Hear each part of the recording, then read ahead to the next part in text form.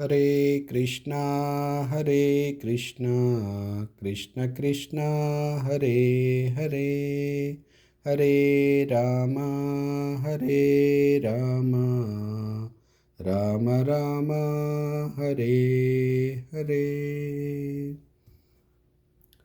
ॐ अज्ञानतिमिरान्धस्य ज्ञानाञ्जनशलाकया चक्षुर्निमीलितं येन तस्मै श्रीगुरवे नमः। రెండవ అధ్యాయం గీతాసారం। సంజయ ఉవాచ తం తథా కృపయావిష్టం అశ్రుపూర్ణాకులేక్షణం విషీదంతమిదం వాక్యం ఉవాచ మధుసూదనః। శ్రీభగవానువాచ కుతస్త్వాకష్మలమిదం విషమే సముపస్థితం అనార్యజుష్టమసర్గ్యం అకీర్తికరమర్జున। క్లైబ్యం ఆస్మగమాపార్థ నైతత్వయుపద్యతే క్షుద్రం హృదయ దౌర్బల్యం త్వక్తో ఉత్తిష్ట పరంతప। అర్జున ఉవాచ కథం భీష్మమహం సంఖ్యే ద్రోణం చ మధుసూదన ఇషుభిః ప్రతియోత్సామి పూజాః వరిసూదన। न हत्वा हि महानुभावान् श्रेयो भोक्तुं भैक्षमपीह लोके हत्वार्थकामांस्तु गुरूनिहैव भुञ्जीय भोगान् रुधिरप्रदिक्तान्। न चैतद्विद्मः कतरन्नो गरीयुः यद्वा जयेम यदि वा नो जयेयुः यानेव हत्वा न जिजीविषाम स्तेव स्थिताः प्रमुखे धार्तराष्ट्राः। कार्पण्यदोषोपहतः स्वभावा पृच्छ्वामि त्वां धर्मसम्मूढचेताः यच्छ्रेयसान्निश्चितं ब्रूहि तन्मे शिष्यस्तेऽहं चादिमां त्वां प्रपन्नम्।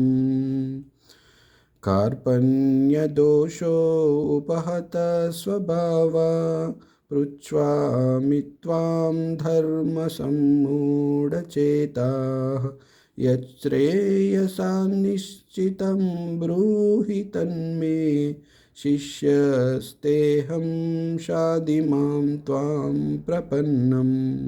न हि प्रपश्यामि यच्चोकमुच्चोषणमिन्द्रियाणाम् आवाप्य भूमावसपत्नभृद्यं राज्यं सुराणामपि चाधिपत्यम्। संजय उवाच एवमुक्त्वा हृषीकेशं गूढाकेशपरन्तपः न योत्स्य इति गोविन्दं तुक्त्वा तूष्णीं बभूवः। तमुवाच हृषीकेशः प्रहसन्निव भारत सेनयोरुभयोर्मध्ये विषीदन्तमिदं वचः।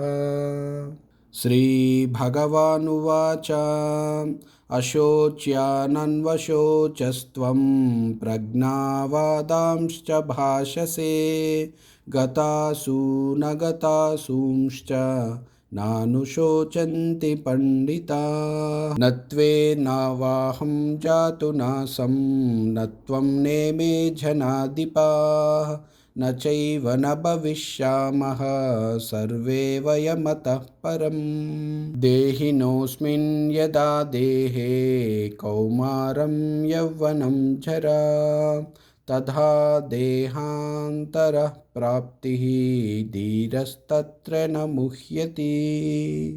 मात्रा स्पर्शास्तु कौन्तेय शीतोष्णसुखदुःखदा आगमापायिनो नित्याः स्तां तितिक्षस्व भारत। मात्रा स्पर्शास्तु कौन्तेय शीतोष्णसुखदुःखदा आगमापायिनो नित्या हस्तां तितिक्षस्व भारत यं हि न व्यदयन्त्येते पुरुषं पुरुषर्षभा समदुःखसुखं धीरं सोऽमृतत्वाय कल्पते न सतो विद्यते भावो न भावो विद्यते सतः उभयोरपि दृष्ट्वोऽन्तः त्वनयोस्तत्त्वदर्शिभिः अविनाशि तु तद्विद्धि येन सर्वमिदं ततं विनाशमव्ययस्यास्य न कश्चित् कर्तुमर्हति अन्तवन्त इमे देहा नित्यशोक्ता शरीरिणः अनाशिनो अप्रमेयस्य तस्मात् युद्धस्व भारत।